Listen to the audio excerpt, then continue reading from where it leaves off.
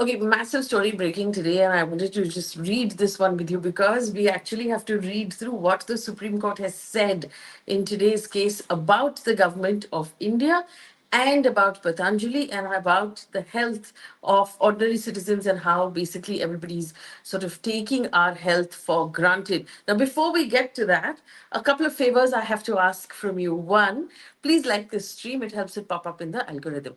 Two, we've now started a membership, and this live reading of news will move into a members only space. For now, it's open and free for all. But please join our membership and sign on YouTube. There's a join button. You can click on that. The idea is to be able to support us as journalists so we can pay salaries and we can continue to do good work for you.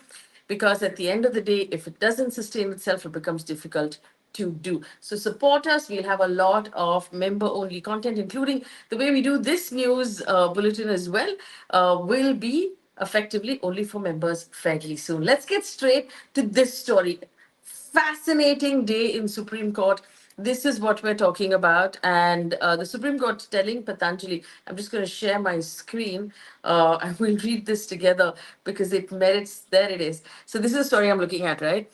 Supreme Court telling Patanjali, I'm reading off Bar and Bench. Bar and Bench and Live Law, I really like. They're both excellent in their court reporting and takes a special skill to be able to report from court when it's happening live. Supreme Court telling Patanjali, so Patanjali went to court, right, and said that, hey, listen, we've apologized as you told us. We printed apologies in the newspapers. And the Supreme Court said, what was the size of the apology that you printed? Is it the same size as the ads that you have printed, right? So that was the big question. I want to show you first the apology. This is LiveLaw's Twitter handle. So Patanjali has published, advertisements in certain newspapers yesterday apologizing for publishing misleading advertisements. This is the what you can see here. I'm just going to click on it. Let's see if we can make it slightly bigger so you can read. There it is. So this is the ad that was, that was published, and this is what it said. And you can see how lackluster it is. And of course, by this, you can't really tell how large, how much space it occupied and how prominent it was. And you can see here in Live Law's live updates, Justice Kohli saying, you've not done anything. And senior advocate Mukul Rohtgi, who was, in the court, was representing Patanjali, says we've published an apology. Where, why, he says, and is the apology the same size of your advertisement? Rohtgi says it costed tens of lakhs of rupees to be able to do that. We've done 67 publications, not just one. And basically, what happened was the judges actually asked for the ads, the physical copies of the ads to be cut out, and I'll take you through the story, to be cut out and presented to court, right? So here you'll see, this interaction. Was it the same size as your earlier ads? The court asks. No, my lord, it costs a lot, lakhs of rupees, Mr. Rohtgi is saying in court. And he says, the judge says, we want to actually examine the printed ads, cut out the ads and supply it to us. Don't enlarge them and supply. We want to see the actual ads. This is our direction. We want to see you issue an apology ad. That doesn't mean we have to see it with a microscope. It's meant to be on the papers, but it's also meant to be read. This is Justice Kohli in Supreme Court. The council,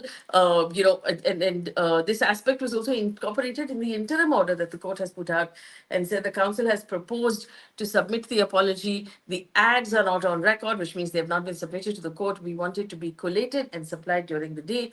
The needful shall be done. So the court was very strict about this. It was not, taking any sort of responses or answers.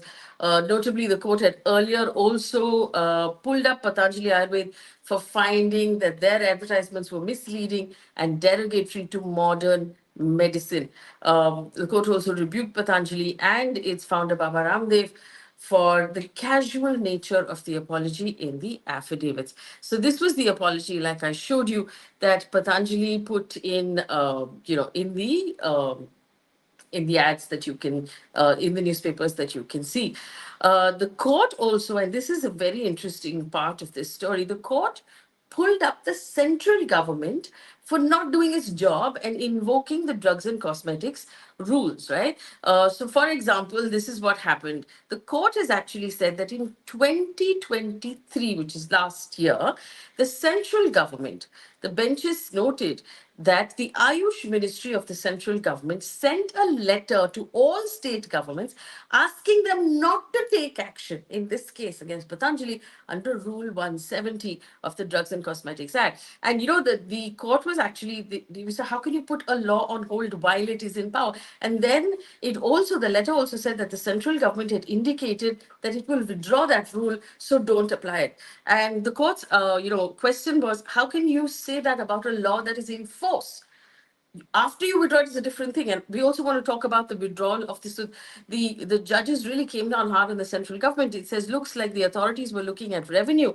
There is a TV news segment where the anchor is reading out what happened in court, and there is an ad running alongside. What sort of situation is this? The court says. The Union of India had also called to explain that letter. The court ordered, the Union of India, it basically said that how can you send such a letter asking state governments not to take action? How was this letter issued at all? So, the interesting thing and the shocking thing for me about this story was the court pulling up that letter that the central government had written to state governments, asking state governments not to take action, right? Um, about about this particular case.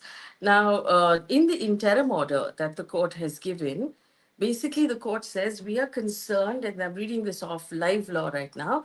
The court says we're concerned about all FMCGs and all drug companies affecting the lives of children and elderly through misleading ads. And this is really important because, as you might have noticed, over the last several days, we had the story about the protein powder and the mislabeling and the misrepresentation of that.